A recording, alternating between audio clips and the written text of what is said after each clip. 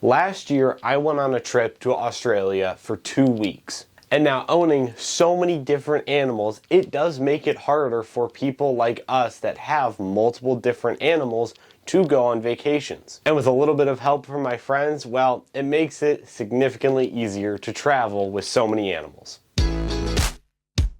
Yo, what's going on, guys? All right, we are back home. We have the animals. I'd become a plant parent.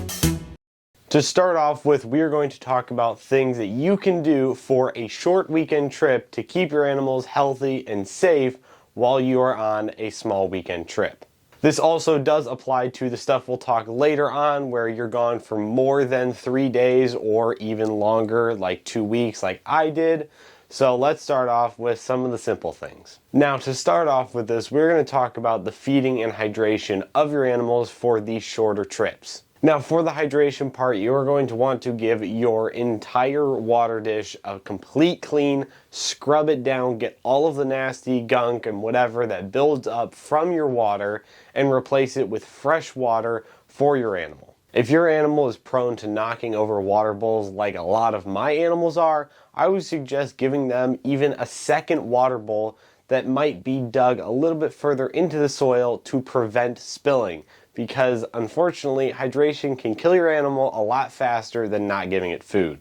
Now, for the feeding part, well, it depends on what animal you have. If you have something like a snake, well, feed it beforehand and they'll be happy. But for more of the care-intensive animals like my gargoyle geckos or any type of gecko that needs food pretty regularly, for the short trips that you do, make sure their food is filled up a little bit higher than normal just to give them a little bit extra food, so in case they do run out of food or they spill it, hopefully they should have a little bit of extra food to survive them the few days that you're gone. Now, the higher care intensive animals like the gargoyle geckos that need food more often, I would suggest for these longer times having somebody to come in and take care of your animals, which we'll get onto that later in this video. One of the largest things I do with the lettuce eating animals is I portion out every single day's food for each individual animal in plastic bags. Because you might know the exact amount to give your animal without weighing it, but well, the person that is taking care of your animals might not know that. So portioning it out makes it easier and dumbs it down for them, but also makes sure your animal is getting the appropriate amount of food per day. And now if you have gargoyle geckos or any type of gecko or any type of animal that needs a higher humidity, spray them down, even potentially overspray them a little bit so their humidity will stay at the appropriate percentage for the few days that you're gone. Now, if you're only gone for a weekend, you're going to want to make sure kind of everything is just in its normal situation. Like lighting, you have all of your lighting on timers or somebody to come and turn them off at night. Make sure everything is securely plugged in and powered, because the last thing you want to do is start a fire in your reptile room and, well, that doesn't end well. For any length of time, you're going to want to start with a clean enclosure. So whether that is spot cleaning your enclosure or giving it a deep clean, you should do it regardless of how long you are leaving for. And with cleaning your enclosure, well, after you're done cleaning, make sure it locks, because we don't want any escapee animals that would be barred from food and water, and that could potentially end the life of your animal, but also you might lose it because it escapes. Now, what happens when you are gone for longer than just, say, a weekend? If you're gone longer than a week, someone should be at your reptile room at least every other day to make sure your animals are staying healthy, have the heat and humidity that they need so they don't die.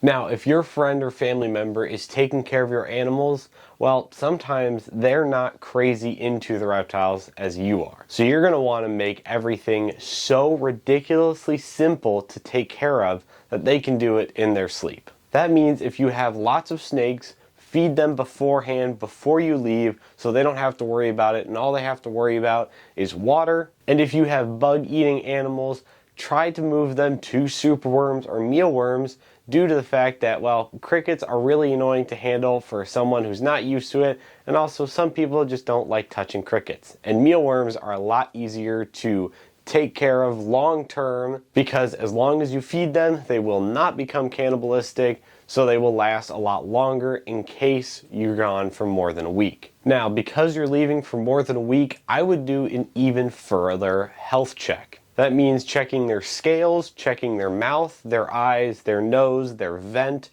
everything about your animal. You want to make sure everything is in tip-top shape for when you leave and somebody else is taking care of your animals. Now, if you have a lot of animals like me, some of your animals might not be as friendly as some of your other animals. So I would suggest putting labels on all of your enclosures for who they are, how cantankerous they are, and if they're puppy dog tame, say that. The biggest thing I can suggest into keeping your animal care for the other person that comes by to take care of your animals, to make it as simple as possible, make them a calendar. So if they come every other day, make a list of everything they must do. That means feeding the geckos, changing water, feeding your insect-eating animals. This calendar should be laid out so bluntly that there should be no question on what feeds on what day. Now, the biggest thing for any time of length that you're gone is emergency prep.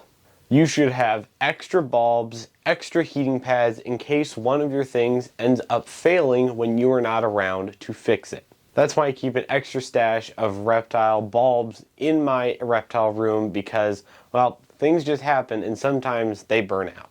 If you have a friend coming over to take care of your animals while you're away, bring them over to walk them through everything that they're going to need to do, maybe on a day-to-day basis or just in general, and also give them a sheet of things regardless of the calendar, maybe directions on how to do it, because unfortunately sometimes people don't know how to do things that you do in your reptile room.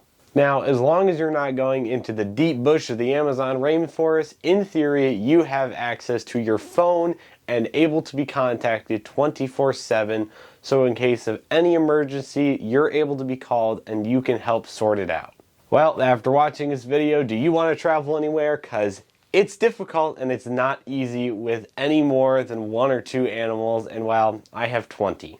Before I end today's video, I want to give a huge shout out to my Patreon subscribers. These people get behind the scenes content and bonus content that you don't normally see here on YouTube. So if you want to get all that bonus content and all the amazing things that comes with having a Patreon subscription, click that link down in the description down below. Well, that is going to do it for this video of All in Reptiles. Hope you guys enjoyed. If you want to see more like this, subscribe.